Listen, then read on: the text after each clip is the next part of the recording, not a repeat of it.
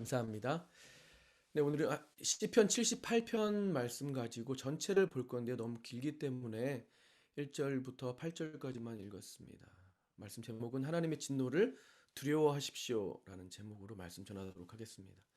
요즘 넷플릭스에서요. 방영돼서 전 세계적으로 1위를 하고 있는 한국 드라마가 있습니다. 이 사회 속에서는 더 이상 소망이 없는 사람들, 그 안에는 뭐 사기꾼도 있고 조폭도 있고 불법 체류자도 있고 사치의 빚에 쫓기는 사람도 있고 회사 돈을 횡령한 사람도 있고요. 이 모든 사람들은 가정도 친구도 모두 버려졌고요. 자기 혼자 살아납니다. 더 이상 어떤 희망이 없어요. 이제 그들은요. 빚쟁이에게 쫓기고 사채업자에게 쫓기고 조폭에게 쫓기고 경찰들에게 쫓기고 어떻게 살아갈 수 있는 방법이 없어요. 그냥 도망치고 숨어 지내는 것밖에는 할 수가 없는 사람들이었어요. 그런 그들에게 어느 한 사람이 찾아옵니다. 그리고 그 사람들에게 어떠한 기회를 줘요. 강제로 주는 것이 아니라 선택을 할 수 있도록 도와주죠. 그 기회는 바로 게임이었어요. 룰은 간단합니다. 게임을 해서 이기면 돈을 받게 되는 것이죠. 그래서 참여하겠습니까? 할 때 그 사람들에게는 더 이상 내일도 없었고 무엇을 선택할 다른 초이스가 없었기 때문에 그들은 자발적으로 그 게임에 동의하고 그곳으로 가게 됩니다. 그곳에 모인 사람들은 400여 명 정도 되고요. 그리고 게임이 시작됩니다. 그리고 마지막 남은 한 사람에게 이 450억 정도의 우승 상금이 주어지게 되죠. 그런데 그들이 몰랐던 것이 하나 있어요. 그게 뭐냐면 이 게임의 어떤 디테일, 룰이었습니다. 마지막 남은 한 사람이 되기 위해서는 게임에서 반드시 이겨야 되고요. 이기려면 더 이상 어떤 인간적인 동정이나 인간이나 양보나 사랑이나 배려 등은 사라집니다. 서로가 틈만 보이면 서로를 죽이려고 하죠. 한 게임 한 게임이 지날 때마다 게임에서 진 사람들은요. 그 자리에서 바로 죽게 됩니다. 그리고 게임이 끝나고 모인 그 자리에 천장에 묶인 큰 그 구슬 안에는 투명 구슬 안에는 죽어나간 사람들의 목숨값이 채워지게 되죠. 이 남아있는 사람들에게는 더 이상 아무것도 보이지 않아요. 오직 한 목적. 내가 저 돈을 가지고 나가야겠다. 그 드라마는요. 정말 아름다웠어요. 뭐 색감이나 카메라 구도 모든 것이 정말 아름다웠어요. 그런데 그 안에서 벌어지고 있는 일들은요. 지옥이었어요. 그 안은 지옥을 보여주고 있었어요. 예전에 제가 지옥에 대해서 이렇게 들은 적이 있는데요. 지옥이란 우리가 생각하는 것처럼 막 불타는 유황불에 사람들이 으아 막 이런 것이 아니라 하나님께 더 이상 다스리지 않으시고 함께하지 않으시고 내버려 두시는 곳. 그래서 그곳에는 그냥 오직 인간의 죄 본성만이 남아있는 곳. 그것이 진짜 지옥이라는 것입니다. 정말로 인간의 욕망만이 남아있고 양심이 없는 곳은 어떤 곳일까요? 내가 하고 싶은 대로 가지고 싶은 대로 원하는 대로 사는 삶일 것입니다. 근데 사람들은 그것을 자유라고 얘기하죠. 한번 상상해 보세요. 더 이상 법이 존재하지 않고 자신을 막을 어떠한 제재가 없는 곳에서는 어떤 일이 일어날까요? 동물의 왕국이 되겠죠. 이성이 없는 곳. 서로가 서로를 죽여도 뺏어도 양심적으로 아무런 죄책감을 느껴지지 않는 곳. 그런데 무서운 건 이 세상이요. 그렇게 흘러가고 있다는 것이죠. 그 이유는 내가 내 삶의 주인 되는 삶을 살아가고 있다라고 하는 것입니다. 그리고 그것을 자유라고 생각하는 것이죠. 그러나 인간이요. 창조주를 잊은 삶은요. 곧바로 지옥으로 바뀌게 됩니다. 오늘 저희가 읽었던 이 78편의 말씀은요. 구약 성경 전체를 다루는 말씀입니다. 한마디로 말하자면 인간의 실패에 대한 이야기예요. 하나님께서는 히브리 민족을 이스라엘로 자신의 백성으로 삼으셨고요. 구원하셨어요. 그들을 이제 이 세상과 구별돼서 거룩하게 살기를 원하셨어요. 왜냐? 하나님께서 거룩하시니 내 백성도 거룩해야 된다는 것이죠. 그러나 그들은 언제나 실패합니다. 아니 솔직히 말하면 그들은 하나님의 말씀을 순종하지 않고요. 자기들의 욕망대로 살기를 원했어요. 지금 내가 배고프니까, 지금 내가 목마르니까, 지금 내가 뭘 하고 싶은데 못하니까 내 욕구대로 내 욕정대로 그렇게 살기를 원하는데 그렇게 못하게 하니까 하나님이고 뭐고 그냥 자기 멋대로 살아갑니다. 그렇게 창세기 아담부터 그 실패가 시작해서 말라기의 성전문을 닫을 때까지 그렇게 인간들은 계속해서 처절하게 하나님의 말씀을 불순종하고 실패하는 모습을 보여주고 있어요. 이 시는 야삽이라는 사람이 기록한 시입니다. 이스라엘의 모든 역사와 그리고 다음 세대에게 전하는 교훈을 목적으로 하고 있는 시예요. 어떤 목적이냐면 너희들 조상들이 이렇게 했으니까 이렇게 실패했어. 그래 너희는 잘 듣고 절대로 그렇게 하지 마. 왜요?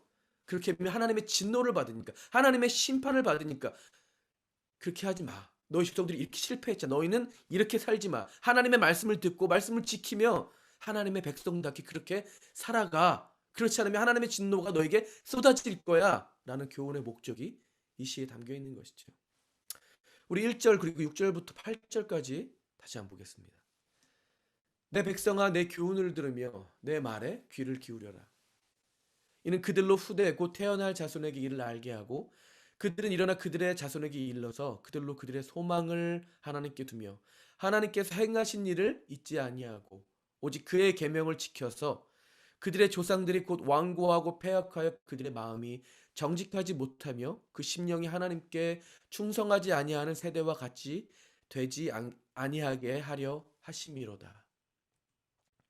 여기서 말씀하고 있는 내 백성 그리고 후대 그리고 태어날 자손은 그 당시에 이스라엘 백성들이기도 하지만요. 지금 오늘을 살고 있는 영적인 이스라엘인 교회 바로 저와 여러분에게 하시는 하나님의 말씀입니다. 뭐라고 말씀하시냐면 첫 번째로 소망을 하나님께 두어라. 두 번째로 하나님께서 하신 일을 잊지 말아라. 그리고 세 번째로 오직 하나님의 말씀을 지켜서 너희 조상들처럼 살지 말아라. 이렇게 말씀하고 계세요. 이것이 78편의 중심 주제입니다. 우리는 하나님의 진노를 무시하며 살고 있어요. 왜냐하면 아마도 그 진노를 겪어본 적이 없어서 그럴 것입니다. 우리가 성경을 읽으면서 하나님의 진노를 보지만 이것이 그들의 이야기지 내 얘기라고 생각하지 않기 때문에 그 진노를 무시하며 살아가고 있습니다. 그런데 그 하나님의 진노는 너무나 끔찍하고 무섭습니다.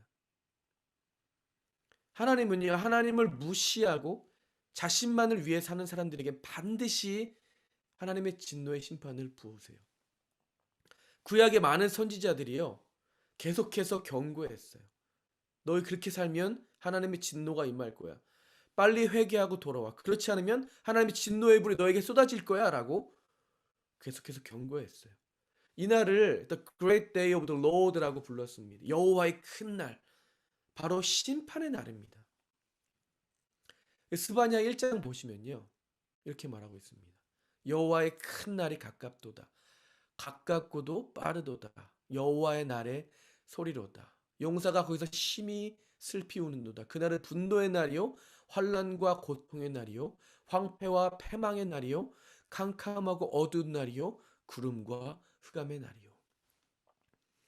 선지자들은 계속해서 이스라엘에게 패악하고 불순종을 지적하면서요 경고했어요. 너희들 그렇게 살다가 진짜 큰일 난다. 듣지 않았죠. 어떻게 됐을까요? 우리가 성경에서 봤듯이 그들은 심판을 받아 다 죽었습니다. 우리가 그 예배할 때 이렇게 말하고 성경을 읽잖아요. 오늘 우리에게 주시는 하나님의 말씀입니다. 네, 오늘 우리에게 주시는 하나님의 말씀입니다. 우리는 이 하나님의 경고의 말씀을 들어야 하죠. 우리는 하나님 앞에 요즘 어떤 삶을 살고 있나요?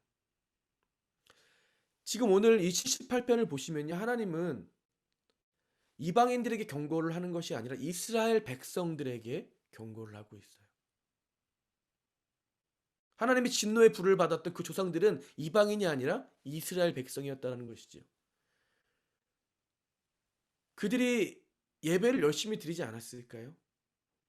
아니요, 우리보다 더 심하게 제물을 드렸고 제사를 드렸고요. 갖가지 율법을 지키며 그들은 그렇게 살아왔어요. 동일하게 이 말씀은요, 이 세상에 믿지 않는 불신자가 아니라 바로 우리들에게 주시는 경고의 말씀이세요. 너희들 그렇게 살지 마라고 하시는 경고의 말씀이시죠. 요즘 우리는 어떤 삶을 살고 있을까요? 혹시 우리도 열심히 신앙생활은 하지만 하나님을 늘 무시하고 우리의 마음은 늘 굳어 있고 하나님이 원하시는 삶이 아닌 나 욕구대로 사는 삶을 살고 있지는 않나요? 이렇게 생각하실 수 있어요. 내가 지금 하나님을 무시하고 있나? 내 마음이 굳어 있나? 그것을 알려면요. 어떻게 해야 되냐면 내가 지금 하나님과의 관계를 보면 돼요. 저는 모르죠. 아무도 모릅니다. 당사자만이 알 수 있어요. 지금 나와의 하나님의 관계가 주일에만 펴보는 같은 하나님일 수도 있고요. 내가 필요할 때만 찾는 하나님일 수도 있고요. 아니면 늘 나와 함께 하시고 늘 나와 동행하시는 친밀한 하나님일 수도 있다는 것이죠. 그렇다면 왜 하나님은 우리에게 우리의 소망을 하나님께만 두어라라고 명령을 하셨을까요? 너희들 나만 봐야 돼. 막 이렇게 왜 이렇게 하셨을까요? 그 이유는요. 그렇지 않으면 우리는 우리의 죄의 본성대로 죄를 쫓아 살아가기 때문에 그렇습니다. 하나님께 노예였던 이스라엘 백성을 이집트에서 구원하시고 바로 약속의 땅인 가나안으로 보내주지 않으셨어요. 대신에 광야에서 40년 동안 돌리셨죠. 무슨 이유죠? 그들이 하나님께만 소망을 두고 하나님을 의지하는지 아닌지를 시험하기 위해서였습니다. 그들은 어땠을까요? 우리가 잘 아시다시피 그들은 바로 자신들의 탐욕을 드러내며 하나님께 불순종합니다. 이렇게 말하죠. 차라리 노예 신분으로 있었다면 힘들었어도 우리가 고기 가마 앞에서 고기라도 주워 먹었을 텐데 지금 내가 여기서 왜 우리를 여기를 불러내서 우리를 죽이려 하느냐? 왜 여기를 우리의 무덤으로 만들려 하느냐? 이런 불만을 하나님께 쏟아붓습니다. 거기서 끝난 것이 아니라 하나님을 시험합니다. 오늘 본문 18절에서 20절 보겠습니다. 그들이 그들의 탐욕대로 음식을 구하여 그들의 심중에 하나님을 시험하였으며 그뿐 아니라 하나님을 대적하여 말하기를 하나님이 광야에서 식탁을 베푸실 수 있으랴. 보라, 그가 반석을 쳐서 물을 내시니 시내가 넘쳤으나 그가 능히 떡도 주시며 자기 백성을 위하여 고기도 예비하시랴 하였도다. 비꼬는 거죠. 그들은요, 모세를 통해서 하나님께서 어떤 일을 자신들에게 하셨고 홍해를 갈라서 건너게 하셨고 홍해를 닫아서 자기의 대적들을 죽이신 것을 다 보았어요. 경험했다라는 것이죠. 목이 마를 땐 반석을 쳐서 물을 내신 하나님을 경험했다라는 것이에요. 그런데요, 내가 먹고 싶은 것을 못 먹자. 이렇게 하나님을 무시하고 대적하고 시험하며 비꼬는 말을 합니다. 아무리 하나님이라도 이 광야 이 사막 한가한 가운데서 우리에게 식탁을 만들어 주실 수 있겠어? 고기를 내줄 수 있겠어? 믿지 않는다라는 것이죠. 구원이고 뭐 관심 없고 그들의 주된 관심은요. 지금 내가 하고 싶은 거, 지금 내가 원하는 거, 나의 그 탐욕대로 자신들의 배를 위해서 마치 우버의 딜리버리를 시키듯 그렇게 하나님을 대하고 있는 거예요. 그런데 그럼에도 불구하고 하나님께서는 그들에게 만나를 내려주시고 매출하기로 그들의 탐욕을 채워주세요. 그냥 주신 것도 아니라요. 아주 배불리 먹여주세요. 여러분 그들이 기뻐했을까요? 감사했을까? 아, 하나님 감사해요. 아, 너무 기뻐요. 그랬을까요? 그럴 리 없죠. 그들은 아직 자기 입에 한가득 넣은 고기를 다 씹기도 전에요.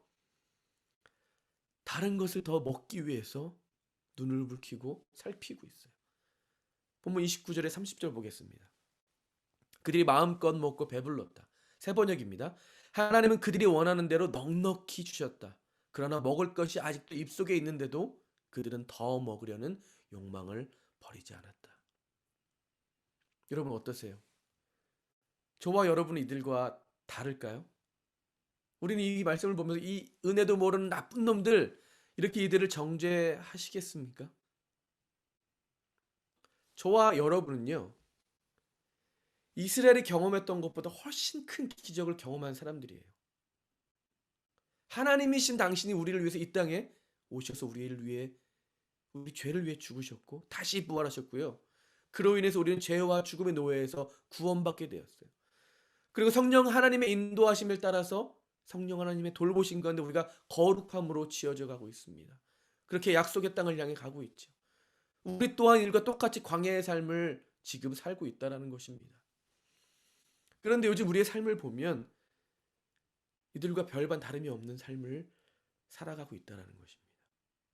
지금 내가 소망을 두는 건 무엇일까요? 요즘 내가 가장 우선순위에 두는 건 무엇입니까, 여러분? 그것이 하나님이 아니라면 우리는 아마 나의 탐욕을 가장 최우선순위에 두고 살고 있을 거예요. 그리고 그것을 위해서 하나님께 열심히 기도를 하고 신앙생활을 하고 있을 수도 있습니다. 죄인의 속성을 가진, 죄인의 본성을 가진 우리들은요, 그 탐욕의 끝이 없어요. 지금 우리는 이 코로나 시대에 살고 있습니다. 여러분, 이 질병이 우연히 자연의 산물로서 생긴 거라고 생각하세요? 아마 그렇게 믿는 분은 없으실 거예요. 이 인간의 역사를 보면요, 인간의 탐욕으로 전염병으로 많은 사람들이 죽은 경우가 너무나 많아요. 이 유럽 정복자들이 새로운 땅을 찾고 지배하려고 그 땅에 자신들이 고통당했던 그 천연들을 보내서 많은 원주민들을 죽였어요. 잉카 제국 들어보셨죠? 또 지금 멕시코라는 나라 전에 있던 아스텍 제국 등이요, 스페인의 천연두로 많은 사람들이 희생당했어요. 어떻게 했냐면요, 천연두 바이러스를 담요에 묻혀서 그 성 안에 집어넣기도 했고요. 천연두로 죽은 사람들의 시체를 그 투석기라고 있죠, 올려갖고 이렇게 그렇게 해서 전염병을 퍼뜨려서 정말 많은 사람들을 죽였습니다. 그리고 또 이 황금에 눈이 멀었던 유럽 사람들이 그 황금을 더 많이 캐기 위해서 일했지만 일손이 부족한 거예요. 그래서 아프리카에 눈을 돌려서 그때부터 대규모 노예 사냥이 벌어집니다. 4세기 동안, 몇십 년도 아니고 100년도 아니고요, 4세기 동안 1200만 명이라는 웬만한 도시 규모의 사람들을 그렇게 잡아갔어요. 그냥 잡아갔을까요? 정말 동물처럼 그렇게 이동시켰겠죠. 150만 명의 사람이요, 그 배 안에서 이동 중에 죽었습니다. 그래서 노예선이 뜨기만 하면 그 뒤로 상어들이 막 쫓아다녔답니다. 그 당시에 그 서아프리카 지역에서 악명을 떨쳤던 그 풍토병 중 하나가 황열병이라고 하는데요. 그 아프리카 노예선에 실려서 그 황열병이 옮겨진 거죠. 그래서 천연두 이후로 수많은 사람들이 자신의 욕심으로 인해서 그렇게 죽게 됩니다. 이렇게 팬데믹이 큰 파괴력을 발휘했던 배경에는 인류의 탐욕, 혐오, 욕심이 있었다는 것이죠. 이렇게 우리의 소망이 하나님께 있지 않다면요, 인간은 원래대로 그 탐욕대로 살아가는 그런 존재입니다. 그렇기 때문에 우리의 연약함을 아시고 우리의 죄성, 그 탐욕을 너무나 잘 아시기에 하나님께서는 나에게만 눈을 두어라, 나에게만 소망을 두어, 이 세상을 바라보지 마라고 말씀하시는 겁니다. 그렇게 경고하시고 또 경고하세요. 근데 그럼에도 불구하고 하나님은 우리의 탐욕을 채워주세요. 화를 내지 않으셨고요, 이스라엘 백성들에게 만나와 메추라기를 보내셔서 그들의 배를 채워주셨어요. 그들의 욕심이 끝이 없지요. 그런데 우리의 욕심도 끝이 없어요. 한번 생각해 보세요. 우리의 삶을 한번 돌아보세요. 지금 여러분에게 부족한 게 있으세요? 지금 먹고 살기 위해서 부족한 게 있으신가요? 밥을 굶거나 돈이 없어서 공부를 애들 못 가르쳐 그러시나요? 아니죠. 하나님께서는 우리의 삶에 필요한 것을 다 채워주셨어요. 넉넉하게. 그런데 우리는 입에 한가득 물고 있으면서도요, 더 가지고 싶어 하고, 더 잘 살아야 되고, 더 가지기 위해서 하나님께 나아옵니다. 그 욕망을 하나님께서 채워주시기를 원해요. 자신의 탐욕을 들어주시지 않을 때 어떻게 하죠? 하나님을 의심하죠. 하나님이 계신가? 하나님이 계시다면 이럴 수 있는가? 내가 이렇게 열심히 기도했는데? 만약에요, 뭐 실제로 한국 사회에 일어나는 일이기도 하지만 이런 뉴스를 듣게 된다면 기분이 어떨까요? 어떤 높은 정치인이 있어요. 그 그리고 또 어떤 아버지가 그 정치인과 굉장히 친한 친구 사이예요. 그래서 자기 아들을요, 어떤 좋은 직장에 넣고 싶어서 그 정치인에게 부탁을 했어요. 그 정치인은 자신의 힘과 권력을 사용해서 자신의 친구의 아들인 그 사람을 그 직장에 집어넣게 해줬습니다. 그게 걸렸어요. 여러분들은 어떤 생각이 드세요? 그 뉴스를 접할 때. 어떻게 그럴 수가 있어? 이건 불공평해. 큰 벌을 줘야지. 그죠? 갑질 아니야? 이렇게 생각하시겠죠. 그죠? 그런데 만약에 우리가 하나님께 그런 목적을 가지고 기도를 했고 그런 기도를 하나님께서 반드시 들어주셔야 한다면 어떨까요? 그것이 믿음일까요? 다른 사람은 어떻게 되든 상관없고 일단 내가 들어가야 돼. 내 자녀가 들어가야 돼. 내 남편이 그 직장에 들어가야 돼. 내가 하나님께 부탁할 거야. 내가 열심으로 기도할 거야. 이게 올바른 기도일까요? 아니죠. 당연히 하나님은 그런 기도를 들어주지 않으십니다. 그런데 우리는 내가 얼마나 봉사를 열심히 하고 예배를 잘 드렸고 기도를 열심히 했는데 안 들어주시네. 내가 더 뭐를 해야 되나? 라고 내 욕구를 채워주시지 않는 하나님을 의심하고 있을 수도 있다는 것이지. 대신에 하나님은 우리에게 이렇게 말씀하세요. 내가 너의 힘이고 내가 너의 능력이야. 내가 너의 소망이고 내가 너의 기쁨이고 내가 너의 만족이야. 내가 너와 너의 가족과 너의 자녀와 함께 할게. 이렇게 말씀하세요. 이렇게 말씀하시는 하나님의 이 말씀이 여러분 기쁘세요? 만족스러우세요? 아니면 그런 거 모르겠고 일단은 내 가족이 남들보다도 잘 나갔으면 좋겠어. 이게 먼저이신가요? 하나님은 우리에게 계속해서 보여주세요. 전능하신 능력으로 우리를 위해 하신 일들을 보여주세요. 내가 너를 위해 한 일이니까 다시 한번 봐봐. 성경을 봐봐. 내가 너를 위해 모든 일을 이렇게 했어. 왜요? 우리가 자꾸 잊어버리니까. 계속해서 보여주시는 것이죠. 11절부터 16절 한번 보겠습니다. 여호와께서 행하신 것과 그들에게 보이신 그의 기이한 일을 잊었도다. 옛적에 하나님의 애굽 땅 소환들에서 기이한 일을 그들의 조상들의 목전에서 행하셨으되 그가 바다를 갈라 물을 무더기 같이 서게 하시고 그들을 지나가게 하셨으며 낮에는 구름으로 밤에는 불빛으로 인도하셨으며 광야에서 반석을 쪼개시고 매우 깊은 곳에서 나오는 물처럼 흡족하게 마시게 하셨으며 또 바위에서 시내를 내사 물이 강같이 흐르게 하셨으나 하나님은요 전능하신 분이세요. 그래서 이렇게 안 하셔도 그냥 한 번에 하실 수 있는 분이세요. 그런데 이렇게 하지 않으시고 우리에게 손수 하나하나 보여주시는 것은 이렇게 해야만 우리가 경험하고 알고 보고 느껴야 하기 때문이죠. 많은 분들이 사랑하시는 찬송가 중에 310장이 있습니다. 지금까지 지내온 것. 이 가사를 보면 1절 보면 다 좋지만 지금까지 지내온 것 주의 크신 은혜라 한이 없는 주의 사랑 어찌 이루 말하랴 자나깨나 주의 손이 항상 살펴주시고 모든 일을 주 안에서 형통하게 하시네. 지금 나와 내 가족이 오늘을 이렇게 살고 있는 이유는 오늘 이렇게 함께 모여서 우리가 숨을 쉬고 주님 앞에 나와서 예배할 수 있는 이유는요. 하나님께서 여러분을 붙들고 계심으로 그렇습니다. 내가 열심히 일하고 노력하고 돈을 벌어서 이뤄낸 게 아니라는 말이죠. 하나님께서 자나깨나 그의 손으로 항상 나를 살펴주시기 때문에 내가 오늘을 살고 있는 것입니다. 하나님이 이 모든 것을 주셨고요. 하나님이 모든 것을 가져가실 수도 있다는 것입니다. 그런데 우리는 늘 불안해해요. 늘 근심 걱정에 하루를 살아갑니다. 왜요? 내가 이걸 가지기 위해서, 내가 이걸 얻기 위해서 얼마나 열심히 했는데. 그런데 내가 내일은 어떻게 살아가지? 내가 내년은 어떻게 살아가지? 그렇게 미래를 걱정하고 나의 노력, 나의 열심, 나의 힘, 내가 내 삶의 이유가 되어서 살아가고 있기 때문에 내 삶은 늘 불안하고 걱정인 것이죠. 분명 하나님은 내가 너와 함께 할게, 내가 너의 힘이 될게, 내가 너의 능력이 될게라고 약속하시고 약속하시고 약속하시는데도 불구하고 우리는 그 약속은 듣지 않고요.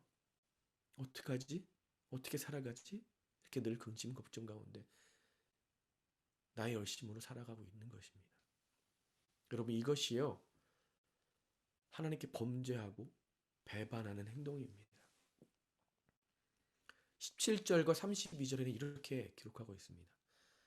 그들이 계속해서 하나님께 범죄하여 메마른 땅에서 지존자를 배반하였도다. 이러함에도 그들은 여전히 범죄하여 그의 기이한 일들을 믿지 아니하였으므로. 하나님이 내 삶을 주관하심을 믿지 않아요. 하나님이 내 삶을 끌고 이끌어 가심을 믿지 않아요. 지금까지 나를 위해 했던 모든 일들을 믿지 않아요. 왜요? 내 삶의 주인이 나기 때문에. 저는 개를 키우지 않아요. 왜냐하면 저희 집이 렌트이기 때문에 개나 고양이나 어떤 반려동물을 키우지 못하게 되어 있습니다. 그런데요, 이 개를 훈련시키는 TV 프로그램 개는 훌륭하다라는, 혹시 보신 적 있으신가요? 그 프로그램을 자주 봅니다. 너무 좋아합니다.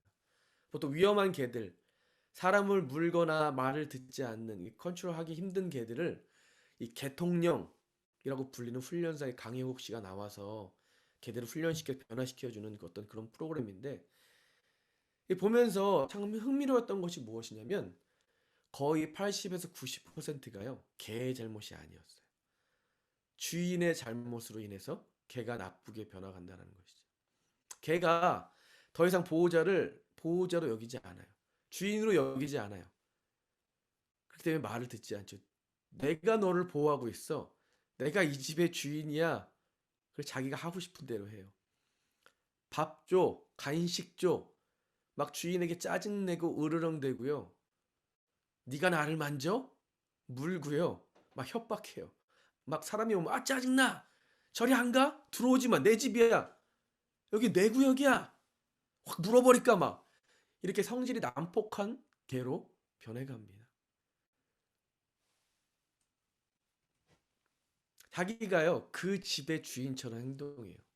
그런데 진짜 문제는 주인에게 있었다라는 것이죠.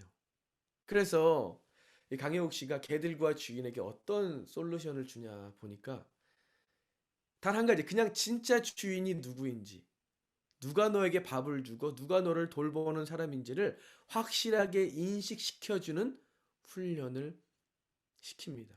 너 신경 쓰지 마. 내가 이 사람을 만날 거야. 너 여기서 내려와. 여기 내 소파야. 여기 내 공간이야. 이것을 인식시켜주는 훈련을 합니다. 그 훈련 동안 개와 주인 모두 너무 힘들어요. 막 피를 흘리고 막 혀에서 피 나고 막 주인들도 그 모습을 보면서 아파하고 막 정말 위험천만한 상황이 나오게 되죠. 그리고 마침내 그 개는 자신의 위치를 알게 돼요. 자신의 보호자, 자신의 주인이 누군지를 알게 되고요. 그 보호자에게 순종하게 돼요. 그 보호자의 말에 순종하고 따릅니다. 그런데 만약에 끝까지 자신의 위치를 모르고 내가 주인이야, 내가 주인보다 높아, 내가 이 집을 다스릴 거야 라고 하면서 물거나 자기 마음대로 으르렁댄다면 안타깝게도 그 개의 끝은요 유기되거나 죽게 될 것입니다. 저는 그걸 보면서 이런 묵상을 했어요. 나는 정말 하나님을 나의 주인으로, 나의 왕으로 인정하고 그의 말씀에 순종하고 섬기는 삶을 살고 있나? 이런 묵상이 드는 거예요. 여러분은 어떠신가요? 우리 하나님은 창조주시고 우리의 주인이 되세요. 분명 하나님은 온유하시고 자비하시고 사랑이 넘치시고 오래 참으시며 약속을 지키시는 신실하신 하나님이세요. 그런데 우리가 늘 잊고 있는 게 바로 이거예요. 하나님은 죄를 미워하시고요. 반드시 심판하시는 분이세요. 제가 뭐라고 말씀드렸죠? 하나님이 온 세상의 만물의 주인 되시며 내 삶의 주인이자 왕 되심을 인정하지 않는 것, 내가 나의 주인이고 내가 나의 왕이라서 내가 나의 삶을 내가 이끌어가는 것, 이게 죄라는 거예요. 이 세상에 이렇게 살고 있어요. 하나님이 창조주시며 주인 되심을 인정하지 않아. 말도 안 된다고 웃죠. 욕하죠. 당연히 그들에게 남아있는 건 뭐죠? 그들의 미래는 육이 되고요. 영원한 죽음이에요.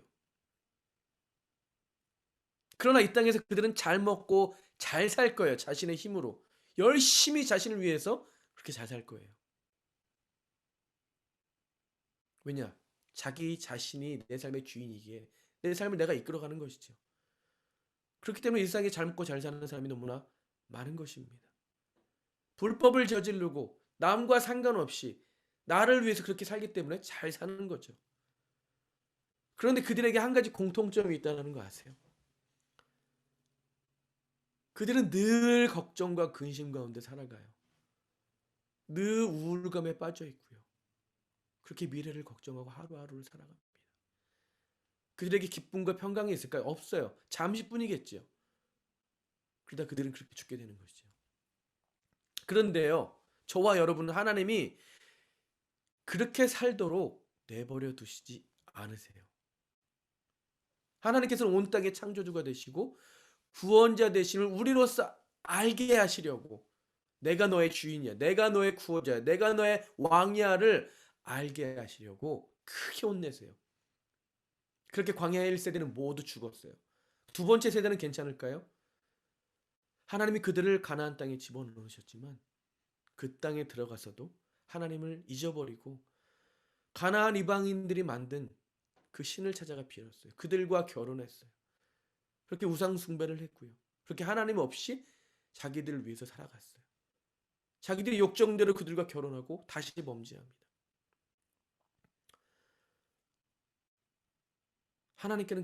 하나님께서는 정말 크게 화가 나셨죠. 그들을 내버려 두세요. 그리고 장막에서 떠나십니다. 하나님의 임재가 그들 가운데서 사라져 버리는 것이죠.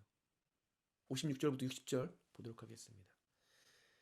그러나 그들은 지존하신 하나님을 시험하고 반항하여 그의 명령을 지키지 아니하며 그들의 조상들 같이 배반하고 거짓을 행하여 속이는 활같이 빗나가서 자기 산당들로 그의 노여움을 일으키며 그들의 조각한 우상들로 그를 진노하게 하였음에 하나님이 들으시고 분내어 이스라엘을 크게 미워하사 사람 가운데 세우신 장막 곧 실로의 성막을 떠나시고.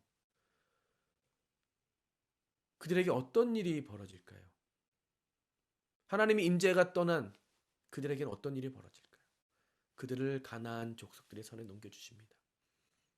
언약궤도 이방인들에게 뺏겼고, 계속해서 구약의 역사죠. 사람들을 원수의 손에 계속해서 죽게 하셨고, 제사장들도 죽이시고, 남편을 잃은 모든 과부들 또한 애곡하지 못할 만큼 처절하고 끔찍한 심판을 내리세요. 하나님이 내버려 두세요. 그것이 61절부터 64절의 내용입니다. 하나님의 말씀에 끝까지 순종하지 않는 자들, 하나님의 왕되심과 주인되심을 인정하지 않는 그런 삶을 사는 자들에게 하나님께서 그렇게 크게 화를 내시고 심판하셨어요. 그렇다면 이런 심판이 우리에게는 일어나지 않을까요? 반드시 일어납니다. 하나님은요, 자기 자녀를 거룩하게 만들기 위해선 무슨 일이든지 하실 것입니다. 혹시 지금도 나랑은 상관없어라는 이런 생각을 갖고 계신가요? 하나님께서 반드시 화를 내시고 그 잘못을 고치실 것이에요. 혼을 나고 매를 맞아야 정신을 차리니까요. 그제서야 하나님의 이름을 부르고 용서를 구하고 돌아오는 것입니다. 이게 계속해서 반복되는 구약의 서클이었어요. 배반하고 하나님이 경고하시고 혼내고 다시 돌아오고. 그러나 우리는 아직까지 그 정도의 고난과 고통을 경험해 보지 않았기 때문에 이것을 우습게 넘길 수도 있습니다. 그런데 그게 아니라요, 하나님께서 지금 오래 참고 계십니다. 다시 한번 기회를 주시는 거예요. 지금도 말씀을 통해서 여러분에게 경고를 하고 계시는 거예요. 여러분, 하나님의 진노가 두렵지 않으세요?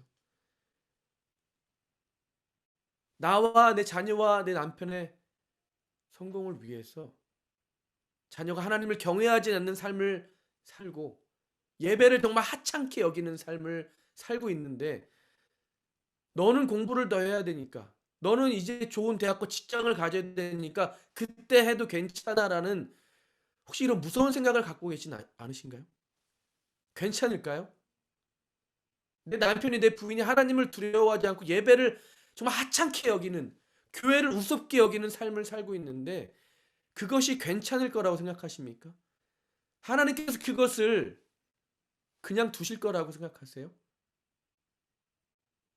요즘 정말 많은 교회들이 깨어지고 나눠집니다. 그 이유는 간단하죠. 내가 교회의 주인처럼 행동하기 때문에, 내 말과 내 의견이 반드시 관철되어야 되기 때문에, 그렇지 않으면 싸우고 세력을 만들고 둘로 나뉘어도 내가 맞다라고 생각하기 때문에 그렇습니다. 세상의 법칙대로 하기 때문에 그렇죠. 여러분, 교회의 주인은 하나님이세요. 알고 계시겠지만 하나님이십니다. 하나님의 뜻으로, 하나님의 뜻 가운데 그렇게 이루어지는 거예요. 정말 하나님 앞에 얼마나 큰 잘못을 저지르고 있는지 모르는 것이죠. 하나님의 진노가, 하나님의 심판이 두렵지 않은 것이죠. 무시하고 있는 것이죠.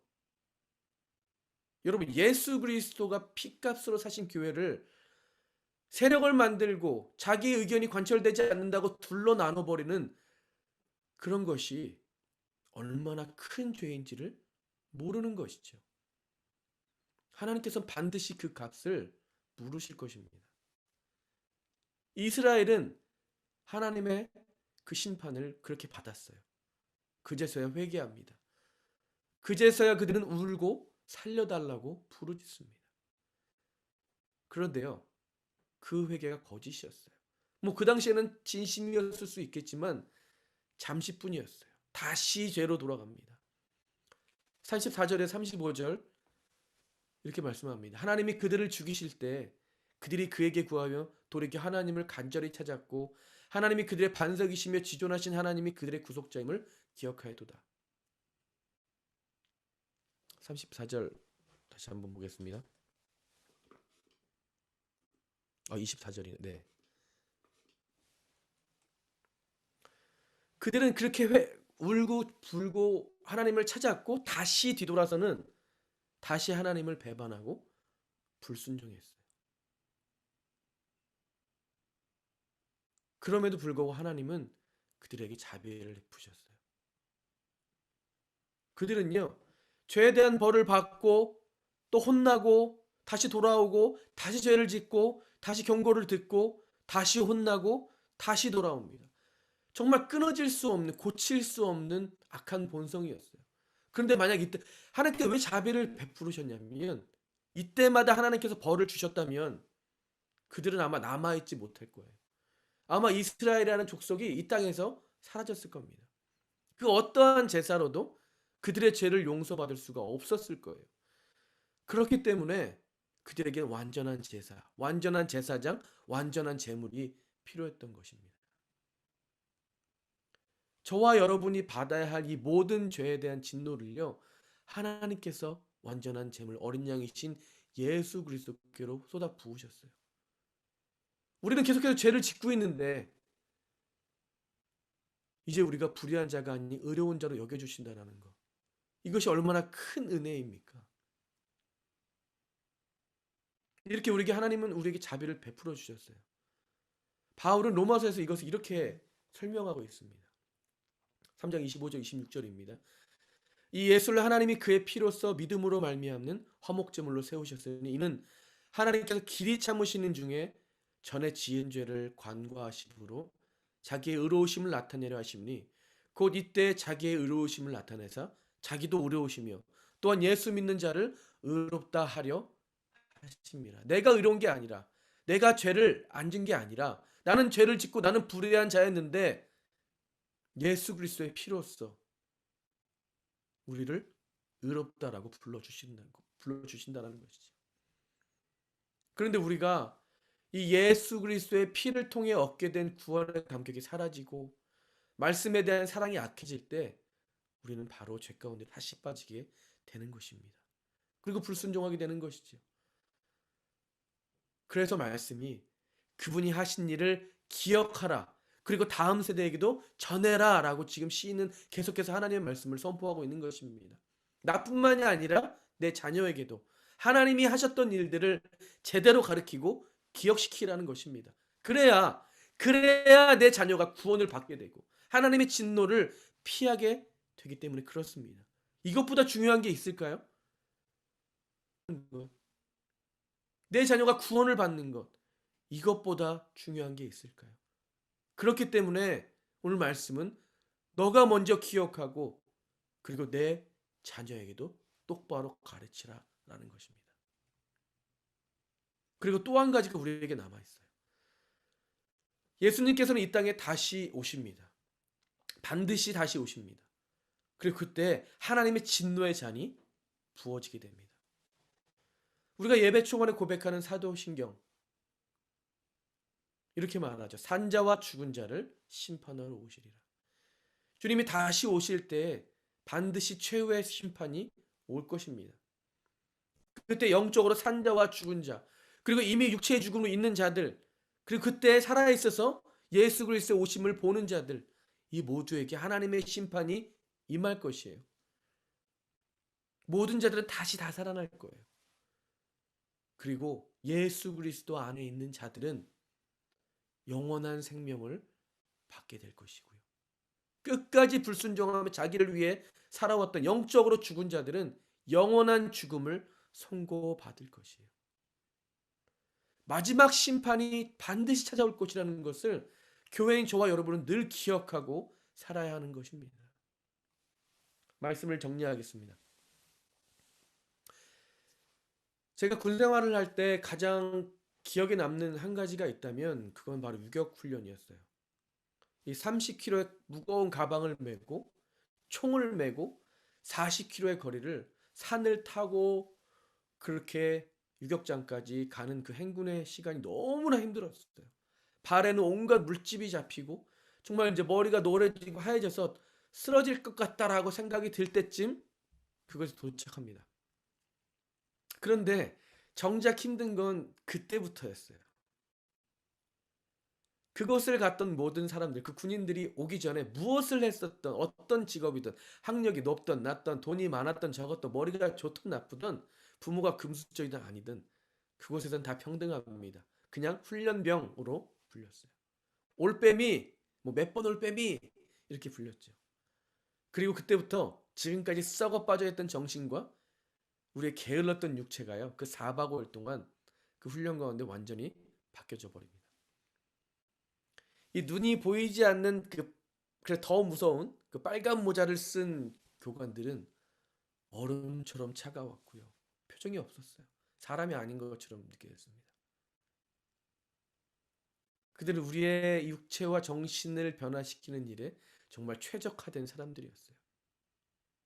그들은 명령했고요. 우리는 그 명령을 반드시 따라야만 됐어요. 따르지 않으면 그에 대한 벌로 이루어지는 이 PT 체조가요. 정말 구토를 몇 번씩이나 해야 끝날 만큼 반드시 그 명령을 두려웠기 때문에 따라야 했어요. 어떤 변명, 어떤 이유 필요 없어요. 그냥 명령하면 그대로 따라야만 했습니다. 그 악몽 같았던 4박 5일이 끝나고 그 유격훈련장을 나올 때는요. 모든 군인들의 눈빛이 달라져 있었어요. 몸과 정신이 진정한 군인으로 바뀌어 있었던 것이죠. 여러분, 우리의 신앙생활도 마찬가지입니다. 신앙생활은요, 곧 성화의 과정이죠. 거룩함으로 변해가는 과정입니다.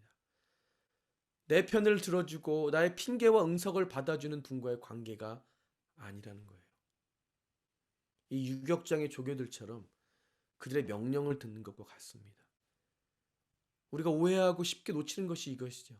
하나님께서 반드시 너의 자신을 죄에 내어주지 말고 나에게 소망을 두고 거룩하게 살아라라고 그렇게 명령하시는 것입니다. 그런데 우리는 늘 이 말씀 앞에 변명이 많고요. 늘 핑계가 있어요. 내가 그렇게 하고 싶었는데, 내가 그 죄를 짓고 싶지 않았는데, 내가 이렇게 하고 싶지 않았는데 이렇게 됐어요. 제가 왜 그렇게 못했는지 아세요? 이 하소연과 핑계를 들어줄 사람을 찾아 헤매입니다. 그러면 또 한 사람은 아 그래요 얼마나 힘드셨어요. 이런 사람들끼리 모여서 서로를 위로하죠. 우리들이 그런 교회를 만들었어요. 더 이상 영적인 힘이 없는, 하나님의 역사하심을 기대하지 않는, 대신에 나의 욕심만을 드러내고 또 내 마음대로 안 될 때 교회를 둘로 나눠버리는, 정말 하나님의 뜻보다 내 뜻을 관철시키려고 하고 모든 수단과 방법을 사용하는 것, 그것이 우리가 만든 교회입니다. 그리고 지금 교회의 현실입니다. 하나님은요 그런 교회에 절대로 역사하지 않으세요. 다른 교회 다른 성도가 그렇게 한 것이 아니라 지금 우리가 그런 교회를 만들고 있다는 것입니다. 여러분 성화는요 그런 것이 아니에요. 성화는 훨씬 더 무섭고 냉정하고 엄중한 하나님의 명령 아래서 우리를 바치는 싸움입니다. 바울은 빌립보서에서 이렇게 설명합니다. 그러므로 나의 사랑하는 자들아 너희가 나 있을 때뿐 아니라 더욱 지금 나 없을 때에도 항상 복종하여 두렵고 떨림으로 너희 구원을 이루라. 항상 복종하고 두렵고 떨림으로 너의 구원을 이루라. 이거 절대로 쉬운 것이 아니죠. 우리가 오해하지 말아야 될 게 구원을 내가 만들어 간다는 것이 아니에요. 그만큼 거룩한 삶을 살기가 너무나 힘들다는 것이죠. 그런데 그럼에도 반드시 그렇게 해야 된다는 하나님의 명령입니다. 하나님께 여러분을 구원하셨다는 것을 믿으시나요? 그 하나님의 은혜를 기억하신다면 동일하게 하나님의 진노를 두려워하십시오. 늘 하나님의 뜻을 구하시고 그 뜻대로 사시려고 발버둥을 치세요.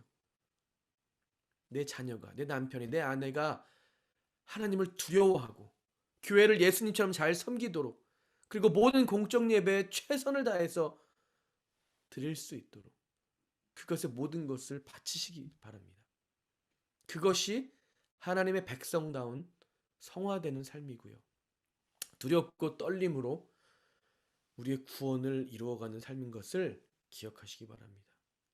여러분의 삶 가운데 그런 은혜가 있으시기를 주님의 이름으로 축복합니다. 기도하겠습니다.